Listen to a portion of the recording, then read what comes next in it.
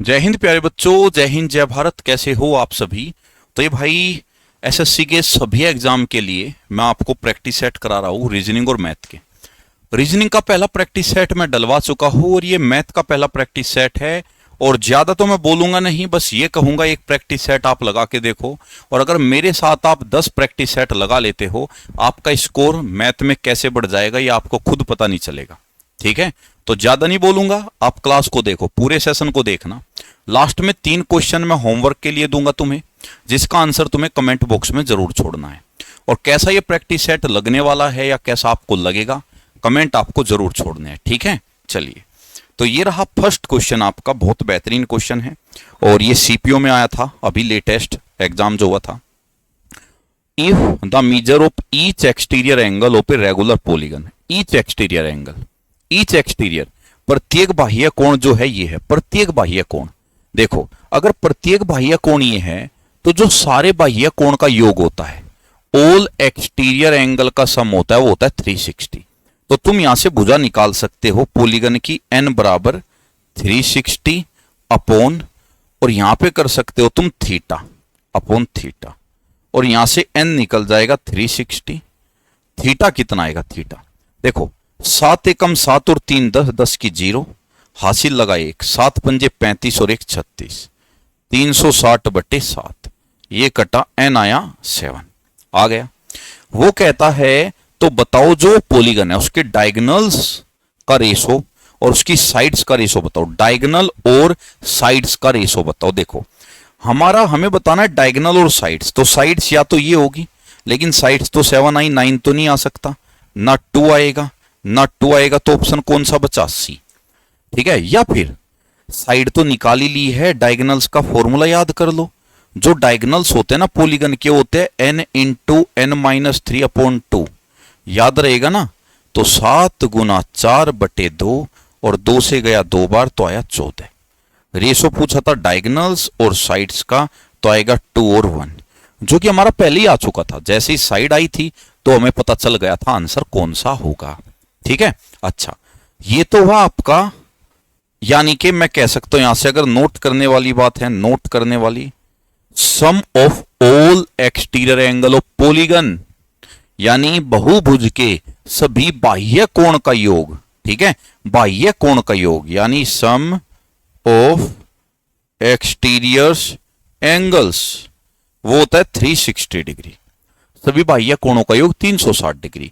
और अगर बात करूं सम ऑफ ऑल इंटीरियर एंगल्स, सभी अंतः कोणों का योग, वो होता है n-2 इंटू 360, 360 या 180, 180। ठीक है, तो दोनों फॉर्मूले याद रखना, क्या पता अगले प्रैक्टिस सेट में इससे ही संबंधित आ जाए।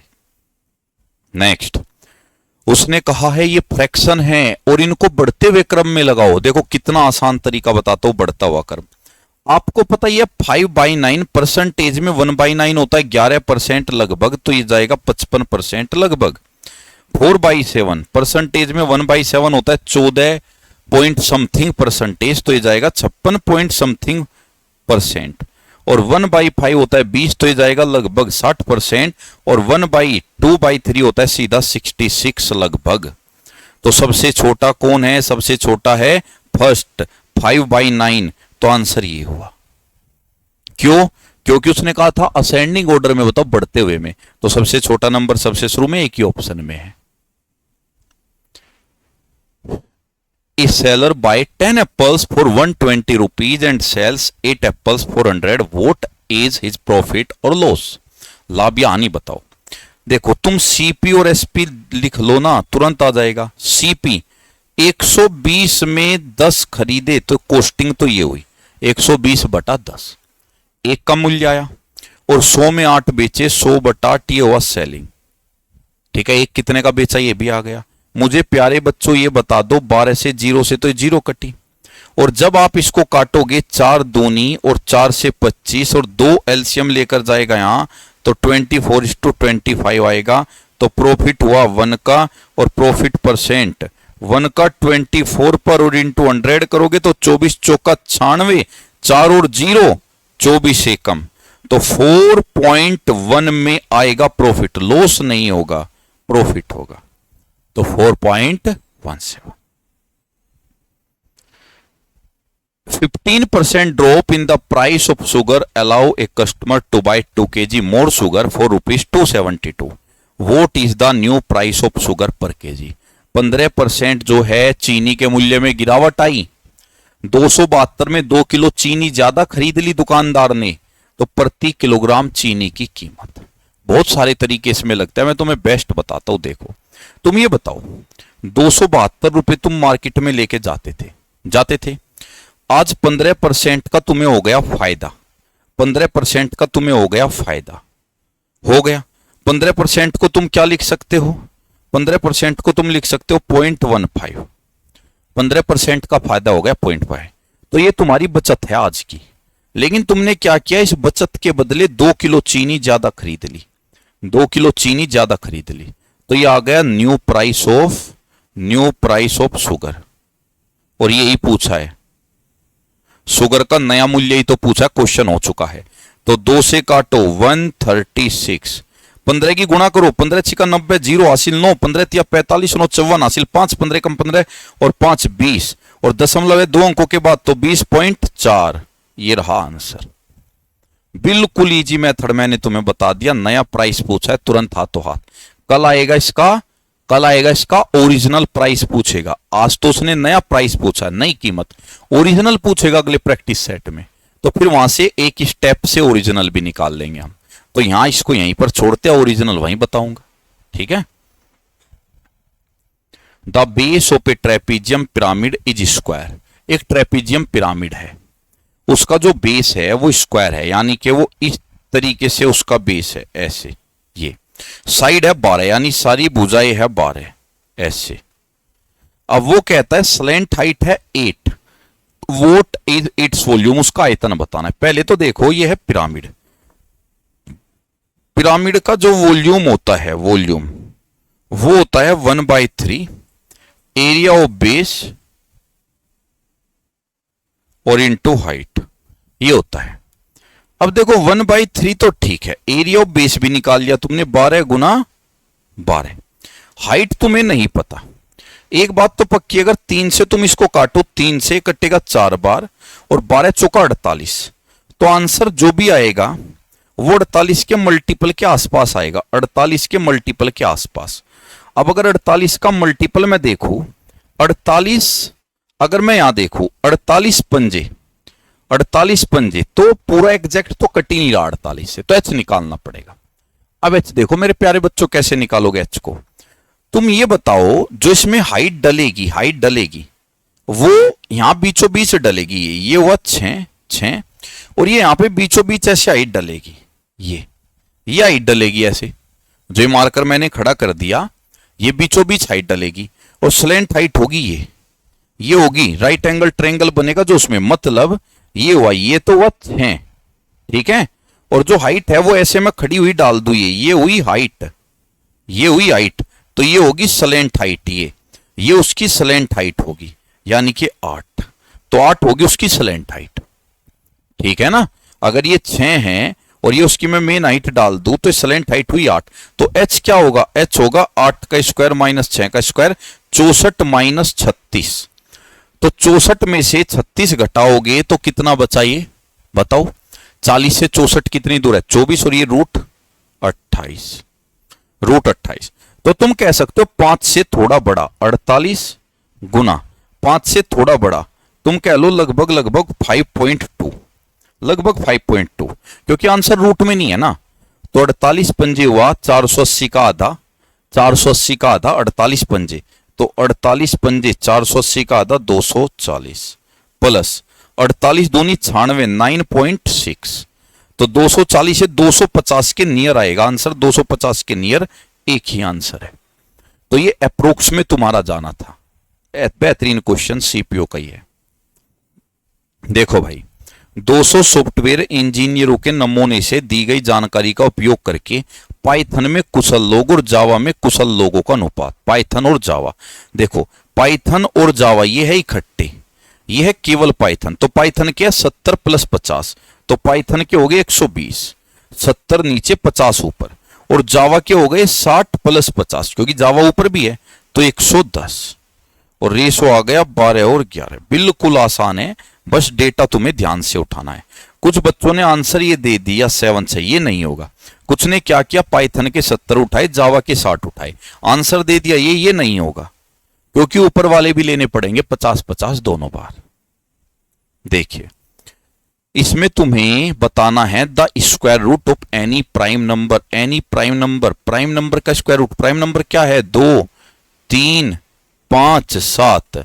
अगर इनका रूट बताओगे तो इनका रूट इरेशनल आएगा। भाई देखो दो तरह के रूट होते हैं, एक तो होते हैं परफेक्ट स्क्वायर, जैसे 4 2 का स्क्वायर, 9 3 का स्क्वायर। तो इनको छोड़ दो, इनको छोड़ के दुनिया के जितने भी रूट है सारे इरेशनल होते हैं, अपरिमेय। अपरिमेय का मतलब है जिसको P बटा Q की फॉर्म में ना लिखा जा सके, is not equal to P upon Q, जिनको फ्रैक्शन में ना लिखा जा सके। चलो, एक बाइक और एक कार की चाल, रेशो है ये स्पीड का, बाइक और कार, ये बाइक और ये कार का रेशो। यदि बाइक 4 घंटे में 140, देखो 4 घंटे टाइम दे दिया, 160 जाती है डिस्टेंस दे दी, और स्पीड का फॉर्मूला होता है डिस्टेंस अपॉन टाइम, चाल बराबर दूरी बटे समय। 4 घंटे में 160 गया, तो तुम ही बताओ 160 बटे 4 कितनी स्पीड आई, 40 स्पीड आई। किसकी, बाइक की, तो बाइक की स्पीड आई 40। अगर बाइक की स्पीड 4 बराबर 40 है तो 5 बराबर क्या होगा 50। तो कार की स्पीड कितनी है 50। वो कहता है तो कार 5 घंटे में कितनी दूरी तय करेगी, तो 50 की स्पीड 5 घंटे 250। बिल्कुल इजी है। चलिए, वो कहता है what is the sum of all 2 digit number divisible by both 4 and 6। 4 और 6 दोनों से कटने वाले 2 अंकों वाली संख्याओं का योग। देखो 4 और 6 से कौन कटेंगे, 12 के मल्टीपल कटेंगे। 4 और 6 से कौन कटेगा, सबसे पहला नंबर 12 कटेगा दोनों से। अब 12 के जितने भी मल्टीपल है वो कटेंगे। अब 12 से मैं लूंगा 12 24 और मैं चलूंगा 12 8 96 तक, और अगर मैं 12 को कॉमन ले लूं बचा 1 2 और 12 8 96, ये इनका योग बताना है मुझे, क्योंकि उन्हें सभी का सम पूछा है। तो 4 और 6 से कटेगा 12, और 12 के आगे जितने मल्टीपल है वो सारे। 12 मैंने कॉमन ले लिया, तो ये मुझे आंसर बताना है। तो 12 तो बाहर है, अब अंदर फॉर्मूला लग जाएगा नेचुरल नंबर का योग, और नेचुरल नंबर का योग होता है n इंटू n प्लस 1, 8 गुना 9 बटे 2, ये होता है। 2 से कटा 4। अब आंसर आप ही बता दो कितना जाएगा। आपका आंसर जाएगा 12 निम्मा 108, और 108 चौका 432। The distance between the centre of 2 circles of radii 22 and 10। वो कहता है 2 सर्कल है जिनकी रेडियाई 22 और 10 है, और 37 सेंटीमीटर उनके बीच की जो है दूरी है सेंटर की। देखो 22 और 10 तो 32 होता है, जबकि सेंटर के बीच की दूरी 37 है, यानी वो टच नहीं कर रहे आपस में टच नहीं कर रहे हैं। ठीक है, इस तरीके से बन रहे हैं। ये दे दिया 22 और ये दे दिया तुम्हें 10, ठीक है, और बीच की जो दूरी है वो दे दी तुम्हें कितनी 37। तो बीच की दूरी ले लो पहले, ये दे दी 37। वो कहता है the point of contact of A direct common tangent. बात खत्म। जो बच्चा देखो पढ़ा लिखा है, कोर्स पूरा किया है, वो तो डायरेक्ट कॉमन टेंजेंट यहां तुरंत खींच देगा, ये खींची। और इसकी तुम्हें बतानी है लंबाई डायरेक्ट कॉमन की 22 10। भाई जिस बच्चे को नॉलेज है वो डायग्राम बनाएगा ही नहीं। अरे सीधा फॉर्मूला होता है डीसीटी का। डीसीटी का फॉर्मूला होता है डी का square minus R1 minus R2 का स्क्वायर, और टीसीटी का फॉर्मूला होता है ट्रांसवर्स कॉमन टेंजेंट, यानी कि तिर्यक रेखा अगर पूछेगा तो ये होगा ये R1 प्लस R2 का स्क्वायर। ये दोनों याद होने चाहिए तुम्हें। अब यहां पे ये डी स्क्वायर कितना हुआ 37 का स्क्वायर, और R1 22 और 10 12 का स्क्वायर, और ये भाई ट्रिपलेट है, ट्रिपलेट पाइथागोरस का 35 आएगा आंसर 35। लेकिन तुम्हें नहीं भी पता, एक बार तो जोड़ दो इनको तो 49, और एक बार इनको घटा दो, 37 में से 12 गया 25, तो 49 और 25 बना 49, 12 आया 7 और 25 आया 5, नहीं भी आता लो 35 हो गया, ये हो गया। अब इसमें बिंदु समझ लो, बिंदु ठीक है, ये 2 तरह के बनते हैं। अगर ऐसे बनते हैं सर्कल, ये सेंटर हो गए, ये हो गया डी, और ये हो गया R1 और ये हो गया R2, और पूछता है डीसीटी। तो जो डीसीटी होती है वो होती है डी का square minus R1 minus R2 का स्क्वायर, और एक बनती है यहां पे TCT। क्या बनती है? TCT। कलर चेंज कर देता हूं, ये बनती है यहां पे ऐसे, ये यहां से यहां तक जो होती है ना, ये होती है TCT, ट्रांसवर्स कॉमन टेंजेंट। ये छोटी होती है, ये बनती है D square minus R1 plus R2 का स्क्वायर, ऐसे। अच्छा, एक होता है अगर आपस में टच कर जाए, ये R1 ये R2, तो यहां पे सिर्फ DCT निकलती है, और DCT होती है 2R1 R2 अंडर रूट में, और TCT यहां पे बनती नहीं। TCT की लंबाई यहां पे आती है 0। इसमें इस वाले में DCT कितनी होती है? डायरेक्ट कॉमन टेंजेंट होती है 2, और TCT कितनी होती है? ट्रांसफर कॉमन टेंजेंट होती है 2। इसमें DCT कितनी होती है? इसमें DCT होती है 2, ऊपर और नीचे। TCT कितनी होती है? TCT इसमें बनती है 1, वो भी 0। ठीक, यानी कि इसमें होती है टोटल कितनी स्पर्श रेखाएं बनती है? ऊपर वाले में 4, इसमें कितनी स्पर्श रेखाएं बनती है? 3। टोटल स्पर्श रेखाएं भी याद रखना, टोटल टेंजेंट 4, टोटल टेंजेंट 3। 4 को भी डिवाइड करो DCT 2 TCT 2, इनको डिवाइड करो DCT 2 TCT 1, जो कि 0 आती है, टच करके निकल जाती है। ठीक है। एक दूसरा केस होता है, अगर ये आपस में काटे ऐसे, अगर ऐसे काटे तो यहां पे सिर्फ DCT बनती है, DCT बनती है 2, और TCT यहां पे बनती ही नहीं। तो जब आपस में इंटरसेक्ट करता है केवल 2 स्पर्श रेखाएं बनती है, एक ये ऊपर एक ये नीचे, 2 स्पर्श रेखाएं। और अगर इन दोनों में ऐसे ले लूं मैं, ऐसे टच करती हुई चली जाइए, तो सिर्फ एक यहीं बनती है, यहीं पे। ठीक है, सिर्फ यहीं। तो यहां पे जो कॉमन टेंजेंट होती है, कॉमन टेंजेंट वो बनती है एक कॉमन टेंजेंट बनती है बस। ठीक है। और अगर मैं यहां पे इनको ऐसे ले लूं जो ये टच करके ही ना जाए, तो यहां पे टेंजेंट बनती ही नहीं, तो कॉमन टेंजेंट बनती ही नहीं। 5 केस बताए। अगर दोनों आपस में टच ना करे, 4 कॉमन टेंजेंट होती है, 2 सीधी 2 अनुस्पर्श, 2 स्पर्श 2 तिर्यक। अगर टच करके जाए तो 3 बनती है, 2 स्पर्श, और एक बनती है TCT जिसकी लंबाई 0 होती है, यानी 3 बनती है। आपस में काटती हुई जाए सिर्फ 2 बनती है। इंटीरियर आपस में टच करे ऐसे 1 बनती है, और ऐसे टच ही ना करे इंटीरियर 1 भी नहीं बनती। चलिए, a right circular cone is cut by a horizontal plane into 2 parts of equal height. वो कहता है राइट सर्कुलर कोन है इस टाइप का, हॉरिजॉन्टली 2 बराबर हिस्सों में काटा जाता है। यहां से मान लो, यहां से काट दिया उसको। ठीक है, लंबाई 1 और 1, ये भी 1 और नीचे की भी 1, मैं यहां दर्शा देता हूं। तो ऊपर वाले की 1 और नीचे की भी 1 है, तो इसको मैं दर्शा देता हूं 2, इसकी पूरी की 2 और इसकी ऊपर वाले की 1, क्योंकि ये 1 थी और ये भी 1 थी, तो 1 इसकी और पूरे की हो गई 2। ठीक है। अब उसने कहा है जो what is the ratio of the volume of the smaller cone, जो स्मॉलर कोन है उसका वॉल्यूम और जो बिगर कोन है उसका वॉल्यूम बताओ। ध्यान से सुनना, देखो जो स्मॉलर कोन है, स्मॉलर जो कोन है उसका वॉल्यूम क्या होगा? सुनो, स्मॉलर का वॉल्यूम जो है, यानी कि यहां कोन का ही निकलेगा, कोन स्मॉलर और कोन बिगर। स्मॉलर की भुजा कितनी है? 1, तो 1 का क्यूब, क्योंकि वॉल्यूम होता है क्यूब में। स्मॉलर की भुजा 1 आई तो 1 का क्यूब, और बिगर की भुजा आई 2 तो 2 का क्यूब। तो स्मॉलर होगा 1, बिगर होगा 8। लेकिन उसने क्या पूछा? उसने कहा एक तो स्मॉलर का वॉल्यूम तो 1, और एक उसने पूछा है कि जो फ्रस्टम है, फ्रस्टम सिर्फ ये वाला नीचे वाला, लगेगी 10-15 मिनट, सिर्फ जो ये वाला है, ये बनेगा 8 माइनस 1, तो 1:7। तो सुनो ध्यान से, अगर वो कहता छोटे कोन और बड़े कोन का वॉल्यूम बताओ, तो आंसर आता 1 और 8।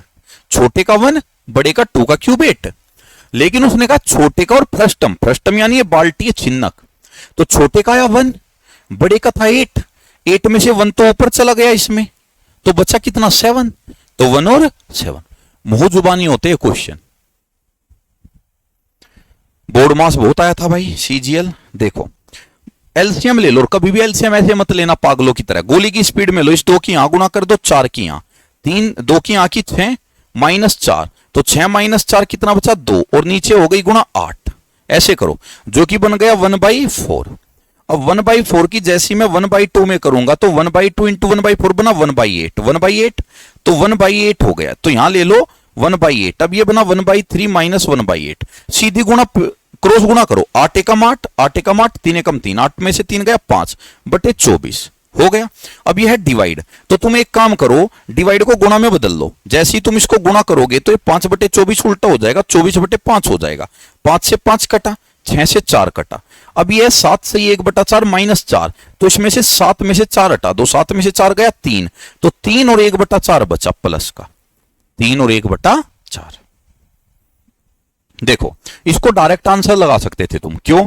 क्योंकि जब फॉर्मूला तुमने लिया तो नीचे साइन ए का मान बताओगे बट्टे 13 आएगा, यहां भी बट्टे 13 आएगा, तो 169 तो नीचे आएगा ही आएगा, पहली बात।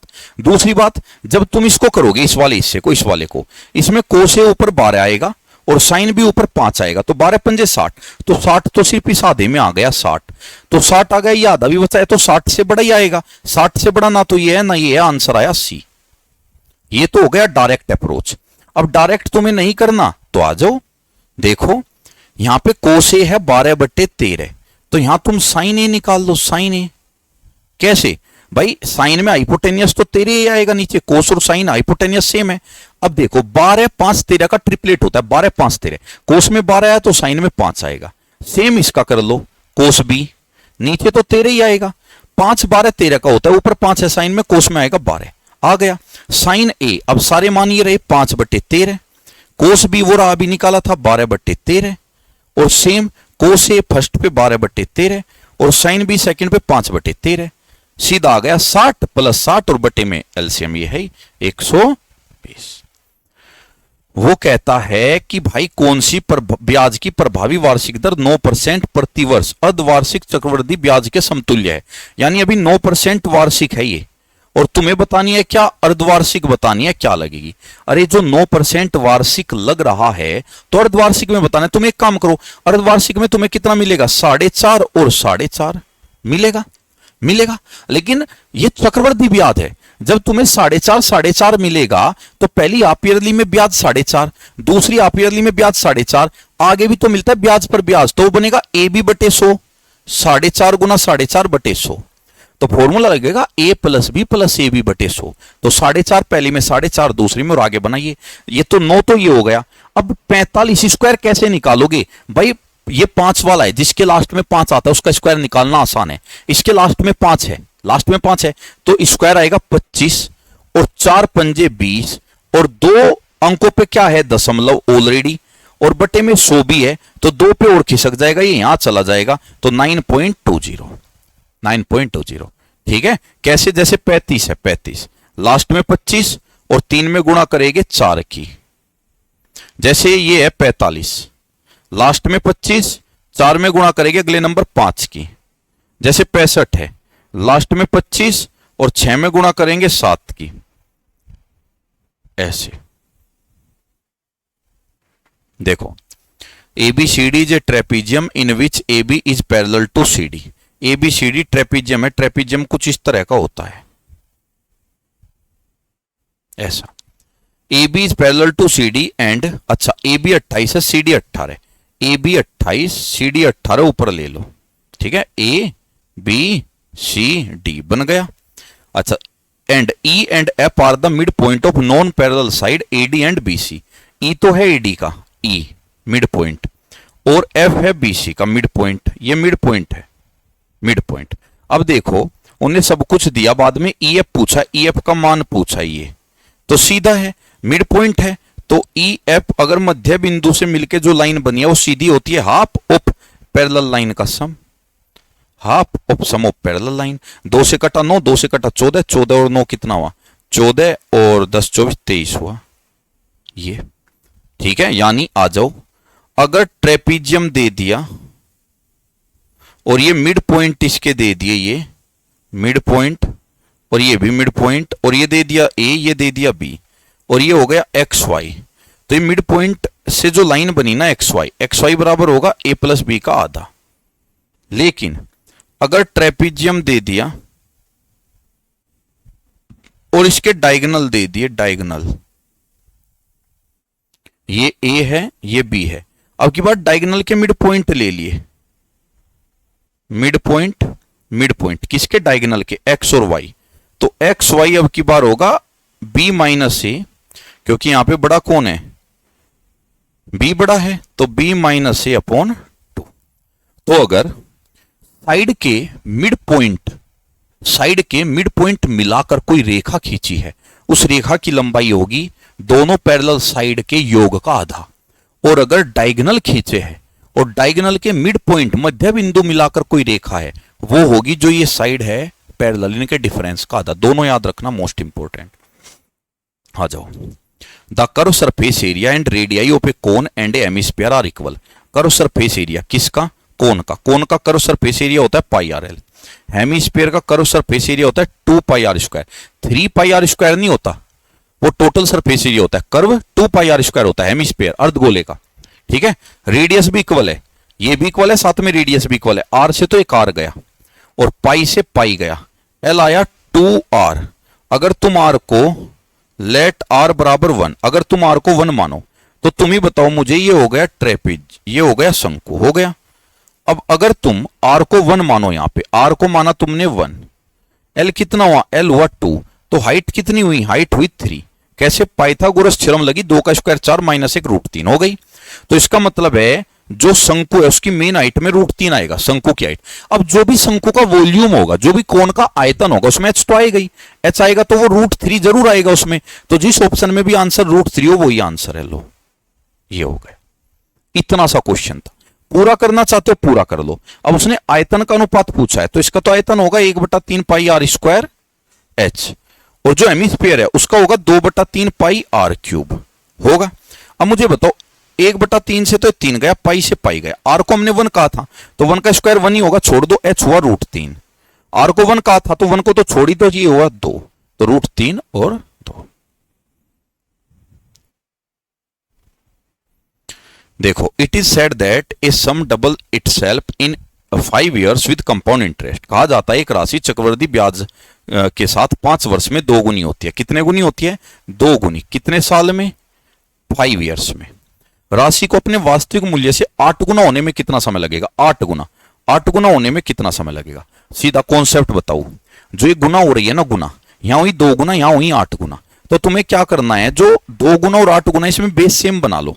अब बेस यहां तो पहले से ही सेम है, इसको लिख लो 2 की पावर 1, 8 को लिख लो 2 की पावर 3। ऐसे बेस सेम बनाने, ठीक है। और इसकी गुणा तो कर दो इधर, और इनकी गुणा कर दो इधर। इसको मान लो माना x ईयर में होगी, तो x बराबर 15। आंसर आ जाओ। देखो, अगर वो कहता है कि 3 गुना हुई कितने साल में?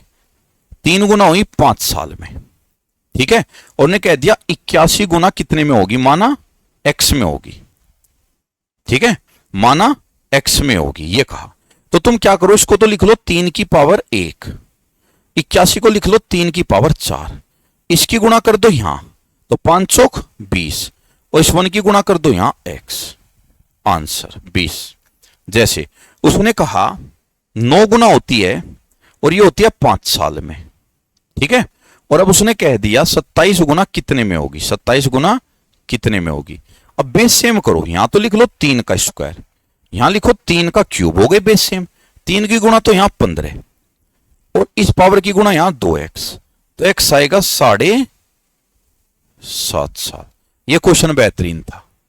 इस तरीके से करो। मुझे पता है तुम्हारे दिमाग में कौन सा चला है, तुम्हारे दिमाग में चल रहा है सर 1 से 2 गुना हुई 5 साल में, फिर सर 2 गुना कर दूंगा 5 साल में, फिर 2 गुना कर दूंगा 5 साल में। ये वाला करके देखना, इस मेथड से ये वाला करके देखना जो भी बताया, ठीक। जैसे उसने कह दिया कि 16 गुना तो हुई 20 साल में, और उसने तुमसे पूछ लिया कि बताओ 64 गुना कितने साल में होगी?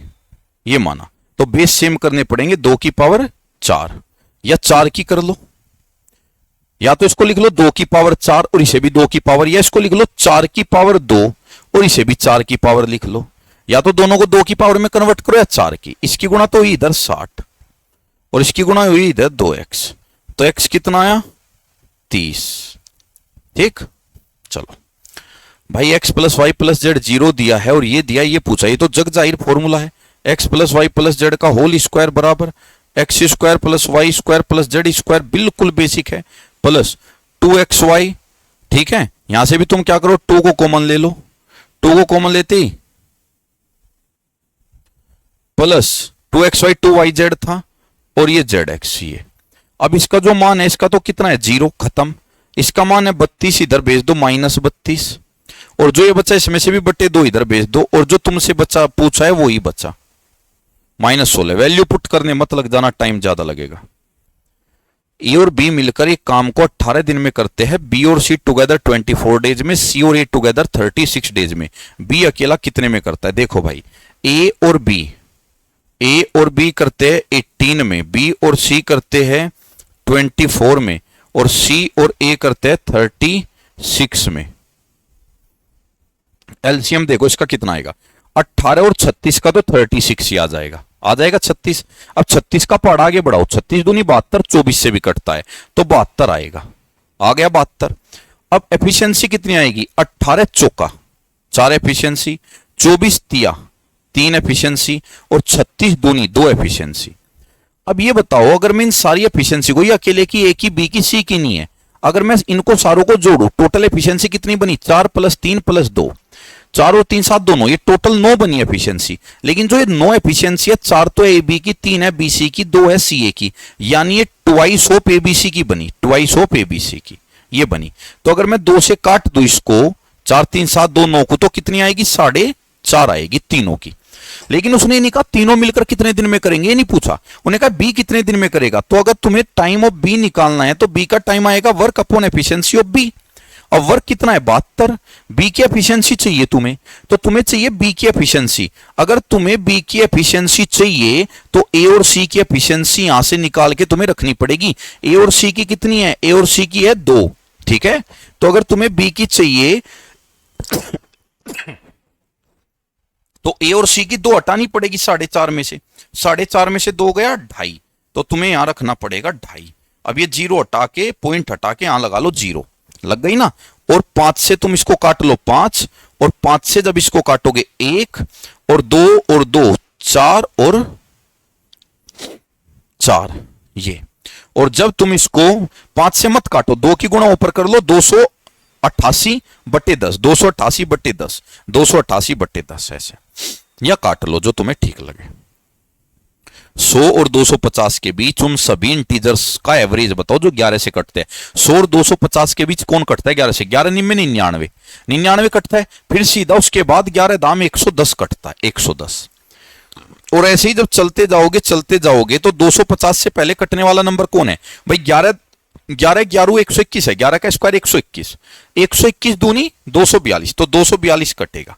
या ऐसे कर लो, 11 से 250 को काट लो, तो 11 दूनी 22, बचा 3 0, 11 दूनी 22, बचा 8, यानी 8 कम कटेगा, 250 से 8 कम कटेगा। ये पहला नंबर 110, 100 और 250 के बीच में पहला नंबर 110 कटता है और आखिरी नंबर 242 कटता है।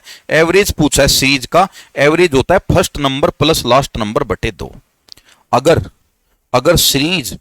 सीरीज सेम डिफरेंस वाली है, अगर सीरीज सेम डिफरेंस वाली है तो एवरेज होता है फर्स्ट नंबर प्लस लास्ट बटे 2। तो 2 से इसको काटो 55, और 2 से इसको काटो 1 2 1, जोड़ दो तो कितना हो गया लास्ट में 6, 100 कितना 55 65 75 65 75 75 10 85, हाँ 86, ठीक है। सॉरी मैं यही तो सोच रहा हूं, ये तो 20 है ना, ये तो 55 से 65 10 75 176, तो 100।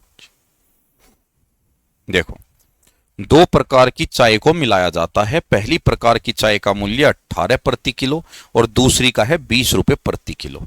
इन्हें किस रेशो में मिलाए, मिक्सचर एलिगेशन लगा दो। पहली का 18 रुपए प्रति किलो, दूसरी का 20, ये उनका कॉस्ट प्राइस है। वो कहता है इन्हें किस अनुपात में मिलाए ताकि 21 रुपए में बेचने पर 10% का लाभ हो। मुझे बताओ 10% का लाभ हो रहा है, यानी 110% बराबर 21, या क्योंकि 10% का लाभ है 21 में बेचने पर, यानी 110% का मूल्य 21, तो 100% का मूल्य कितना होगा 21/110 गुणा 100 होगा, यही 0 से 0 कटी 210/11 होगा। एक काम करो, 11 की सब में गुणा करो, यहां भी यहां भी यहां भी, ये तो खत्म। ये बना 18 दाम 180 और 18 198 और 210 का आंसर आया, अंतर आया 12। और ये बनना 220 और 210, तो इसका आया 10 और कट कुटा के 5 और 6 ये आया आंसर। सबसे बेस्ट है आप इसको इस मेथड से करो, ठीक है। चलिए, ए बी और सी अपनी कैपिटल का, A B C invest in a business in the ratio, इस रेशो में बिजनेस में पैसा लगाता है पैसा। After 6 month A increase his capital by 50, 6 महीने बाद ए 50% बढ़ाता है, कोई बात नहीं, यानी 2 थी 50 बढ़ाता है 3 कर देता है, 6 महीने बाद 3 कर देता है। At the end of 2 years कुल लाभ इतना होता है, तो ए का लाभ बताओ, मुझे बताओ। जो प्रॉफिट होता है ना, profit of A, profit of B, profit of C, profit कैसे बढ़ता है? प्रॉफिट बढ़ता है जो पैसा लगाया और जितने समय के लिए लगाया। पहले उसने 6 महीने के लिए ए ने 2 रुपए लगाए, 2 रुपए 6 महीने के लिए लगाए, 6 दूनी 12, तो 12 तो इन्वेस्टमेंट उसका ही हो गया। फिर उसने 50% बढ़ा दिया, यानी 2 के बजाय फिर उसने 3 रुपए लगाए, बचे हुए 18 महीने के लिए, तो 18 तिया 54, टोटल इतना हो गया ए का। बी ने क्या किया था, शुरू से लास्ट तक अपना पूरा का पूरा कितना रखा, 3 ही रखा पूरे 24 महीने के लिए, तो 24 तिया 72, और सी ने भी पूरे 24 महीने के लिए 4 ही रखा, 96। ये बताओ 54 10 64 और 2 66, ये बन गया यहां से 66, ठीक है। अब अगर तुम इसको काटो तो वैसे काटने की जरूरत नहीं है, तो तुमसे पूछा है ए को कितना लाभ हुआ, ये पूछा है, तो ए का जो लाभ है वो कितना है, 66 यूनिट। कितने में से? पूरे में से, पूरे को जोड़ो, तो ये जब तुम जोड़ोगे 90 और 70 160 और 60 220, 220 6 6 12 और 2 14, तो 234, तो 234 में से 66 मिल रहा है, तो 90,000 में से कितना मिलेगा, ये तुम्हें करना है, ठीक है। अब अगर तुम इसको काटोगे यहां पर तो तुम्हारा आंसर मिल जाएगा। तुम क्या कर सकते हो, 2 से अभी काट सकते हो उसको, 2 से 117 और 2 से ये गया 33, ठीक है। अब तुम मुझको बस एक छोटी सी बात बता दो, आंसर देखो तुम्हारे कहां जा रहे हैं। 117 से अगर तुम यहां पे काटते हो 900 को ही काटते हो, तो 8 बार काटो, 100 8 817 8 ज्यादा हो जाएगा, 7 बार काटो, तो 7 बार जब तुम काटोगे तो 117 सत्ते 100 सत्ते 700, 17 सत्ते 119, तो 819 आएगा।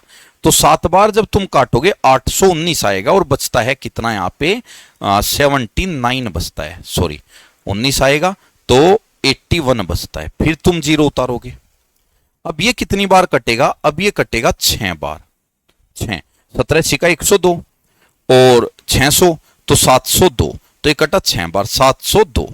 अब आगे तुम्हारे लिए कितना बच रहा है, तुम्हारे लिए बच रहा है 108 और आगे है 0, तो यहां पे जो ये कटेगा तुम्हारा, ये कटेगा 9 बार, अगर मैं लू 17 सत्ते 17 निम्मा 153, 900 और 153, हाँ लगभग लगभग 9 बार कटेगा। अब तुम इसकी मल्टीप्लाई करोगे 33 की, तो पूरा लंबा चौड़ा तुम्हारा आंसर आ जाएगा यहां से, ठीक है, दशमलव में तुम्हारा आंसर आ जाएगा। लेकिन उससे बेस्ट है तुम अप्रोक्स में जा सकते हो, इसीलिए मैं तुम्हें पहले शुरू में यहां बताया, लेकिन तुम यहां अप्रोक्स में जा सकते हो। अप्रोक्स में कैसे, देखो मुझे बस एक छोटी सी बात बता दो, तुम पूरे इस कार्यक्रम में जब तुमने इसको काटा ही आया 33, और जब तुमने इसको काटा ही आया 117 आ गया। अब मुझे बस एक छोटी सी बात बता दो, अगर तुम इसको 11 से काटो, 11 से आएगा 3, और 11 11 121, 11 से जब इसको काटोगे तो 11 से थोड़ा छोटा आएगा, थोड़ा छोटा आएगा। अब मुझे बता दो, अगर ये 11 भी आएगा तो 11 में से ये है 3, यानी इसका कौन सा हिस्सा है, ये इसका। अगर ये 11 भी यहां पे आया है तो 11 का लगभग ये 3 कितना परसेंट है भाई, 3/11 कितना परसेंट होता है, 1/11 कितना होता है, 9%, 9.09, तो ये लगभग इसका कितना जाएगा, 9 27 28% लगभग जाएगा, 28%। अगर तुम 90,000 का 28% निकालो, 30% भी निकाल लो, इसका 30% भी निकालो, 9 27 27,000 से कुछ कम आएगा, तो आंसर ये जाएगा, आंसर जाएगा ये, ठीक है। तो जब आप इसको करोगे तो थोड़ा अप्रोक्स का आपको मदद लेनी है यहां पे, ठीक है, समझ गए होगे। सारे क्वेश्चन डिटेल में करने जाओगे तो फंस जाओगे, इसीलिए डाला मैंने ये, ठीक। 23, अरविंद ने 80,000 निवेश करके एक व्यवसाय शुरू किया। 4 महीने बाद भावी ने 1,20,000 रुपए लगा के शामिल हुआ। शुरुआत से 8 महीने बाद चंदन भी आया। देखो, अरविंद ने लगाया 80,000, 4 जीरो काट दो, भाविश ने 1,20, 4 जीरो काट दो, चंदन ने भी 4 जीरो काट दो, काट दी। 4 दूनी 4 तिया 4 चौका। अरविंद ने 2 रुपए लगाए। 4 महीने बाद भाविन आया 3 रुपए लेकर। 8 महीने बाद चंदन आया 4 रुपए लेकर। 1 साल का दिया है। अरविंद ने देखो 2 रुपए लगाए पूरे 12 महीने के लिए। भाविन ने 3 रुपए लगाए 4 महीने बाद यानी 8 महीने के लिए। चंदन ने 4 रुपए लगाए, वो आया शुरू के 8 महीने बाद यानी 4 महीने के लिए। अब 4 से भी इसको काट दो, 4 दूनी और 4 एकम, कट गया।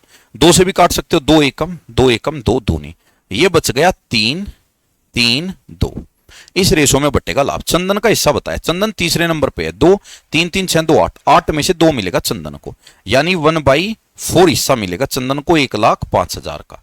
1 लाख का चौथा हिस्सा होता है 25,000, तो 26,000 से थोड़ा ऊपर मिलेगा, 26,000 से थोड़ा ऊपर। तो ये हो गया ये, या काट के देख लो, 4 से काटो इसको, 4 से जो 00 है ये कट जाएगी 4 से कितनी बार, 25 बार।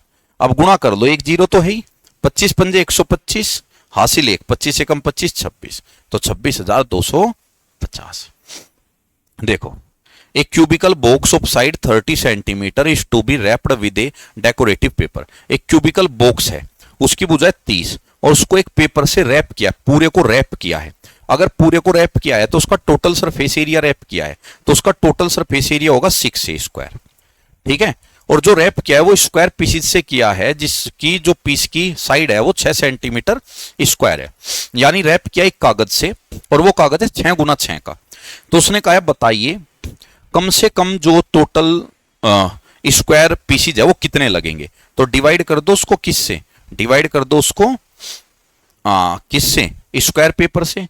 स्क्वायर पेपर का मतलब है एक्स स्क्वायर मान लो, इसको मान लो ए और इसको मान लो एक्स, तो पूरा 6 स्क्वायर आ जाएगा, क्योंकि जो डाई आपका क्यूबिकल बॉक्स आएगा उसका टीएसए होगा 6 स्क्वायर। उस पूरे पे कागज चिपकाना है तुम्हें, एक तरीके से मान लो कागज का साइज है 6 स्क्वायरिकल, तो एक्स स्क्वायर बस तो हो गया 6 इंटू 30 गुना 30, और यह आएगा 6 गुना 6, 6 से तो 6 कटा और 6 से 5 150, तो 150 पेपर चाहिए। तो कितने पेपर चाहिए, 150। तो 6 स्क्वायर पूरे को रैप करना था बटे एक रैप का साइज। देखो, एक मशीन बक्सों को ढेर करती है, पहले मिनट में यह 15 बक्सों को ढेर करती है, लेकिन अगले मिनट में 5 बक्से नीचे गिर जाते हैं। यानी पहले 15 को ऊपर लगाती है, फिर 5 गिर जाते हैं, फिर 15 को ऊपर लगाती है, फिर 5 गिरते हैं, फिर 15 को ऊपर, फिर 5 गिरते हैं। तो 95 को लगाने में कितना, ये मंकी का क्वेश्चन भी आता है। एक बंदर खंबे पे चढ़ता है, 1 मिनट में 3 मीटर, फिर 1 मीटर खिसकता है, फिर 3 चढ़ता है, फिर 1 खिसकता है।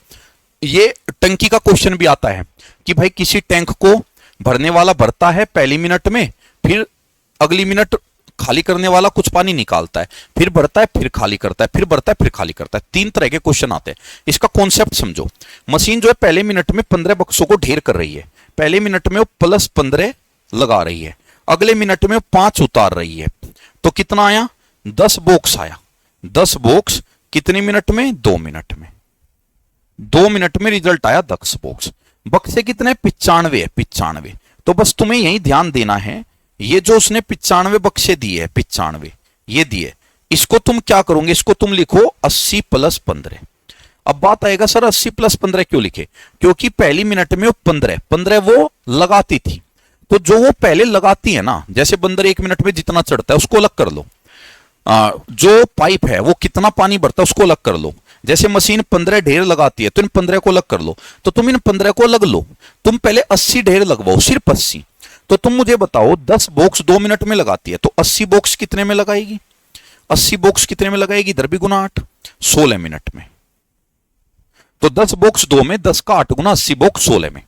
अब उसका लगाने का नंबर आएगा, अब जब लगाने का नंबर आएगी तो वो 15 बॉक्स और लगा देगी, कितनी मिनट में, 1 मिनट में, क्योंकि 1 ही तो मिनट लगती है, तो हो गए पूरे 95 बॉक्स, और कितने मिनट, 17 मिनट। तो हमेशा इसमें इसको रिजर्व कर लेते हैं, जो उनका करने वाला काम होता है ना, पॉजिटिव काम है, उसको अलग निकाल लेते हैं, बाकी पे तो लगाओ अपना ग्रुपिंग में और उसको कर लो अलग, उसको लास्ट में कराएंगे। ये 26 होमवर्क नेक्स्ट सेट में कराऊंगा मैं, 27 भी होमवर्क तुम्हें करना है, अगले सेट में कराऊंगा, और 28 भी होमवर्क। इनके आंसर मुझे आपसे चाहिए, ठीक है। और आंसर मुझे आपसे चाहिए, आपको किसी भी आंसर को देखकर नहीं बताना है, पहले सोल्व करेंगे तब बताएंगे, ठीक। थोड़ा स्पीड में कराया है, लेकिन मेरा मानना यह है जो अच्छे स्टूडेंट है जिन्होंने एक बार सिलेबस को पूरा कर लिया, उनके लिए स्पीड नहीं है, क्योंकि जिन्होंने सिलेबस को पूरा कर लिया उनके लिए ही मैं पढ़ा रहा हूं, उन्हीं को फायदा मिलेगा। जिन्होंने सिलेबस पूरा नहीं किया उनको फायदा नहीं मिलेगा। ठीक है, अगर सिलेबस पूरा नहीं किया है तो फिर तो मतलब ही नहीं बनता इस प्रैक्टिस का। ठीक, और हाँ, अगर आप करते रहे मेरे साथ, मैं गारंटी लेता हूं 10 एक प्रैक्टिस सेट में तुम्हें मैं तूफान बना दूंगा, सारे टाइप उठा लूंगा जितने एग्जाम में आते हैं, मैं छोड़ूंगा ही ना कुछ। जितना आया है मैं उसको सारे को ले लूंगा प्रैक्टिस सेट के थ्रू, बस उसको रिवाइज करते रहना। तो कैसा रहा, मजा आया नहीं आया, क्या स्कोर बना, वो आप बता दीजिएगा। ठीक है, जय हिंद, जय भारत।